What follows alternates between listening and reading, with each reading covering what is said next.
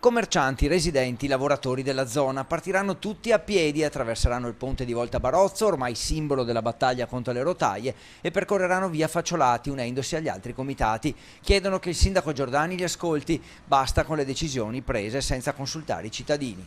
Manifestiamo per la mancata partecipazione dei cittadini, di tutti quanti della zona di Volta Barozzo, Facciolati, ma anche di Roncaglia, Canestrini, Crescini, della mancata partecipazione alle decisioni del comune che continuano a essere calate dall'alto senza neanche chiedere una minima disponibilità o anche informazione su quello che si vuole fare. Nel mirino della protesta il tram, o meglio la rotaia, che costringe a lavori invasivi sulle strade. Molto meglio i mezzi elettrici, ma prima bisogna conoscere il percorso effettivo del progetto, che sembra non sia stato ancora deciso. Attraverseremo il famoso ponte di Volta Barozzo, ci riuniremo con il comitato No Tram di via Facciolati e continueremo la passeggiata fino all'incrocio di Sant'Osvaldo davanti alle poste, dove potremo parlare e spiegare le nostre ragioni. Il timore è che le decisioni siano già prese, almeno quelle più importanti, tra polmoni verdi a rischio, residenti che potrebbero vedersi le rotaie passare davanti alla porta di casa e viabilità in tilt. Le paure sono molte. Il comune non dialoga, se dialoga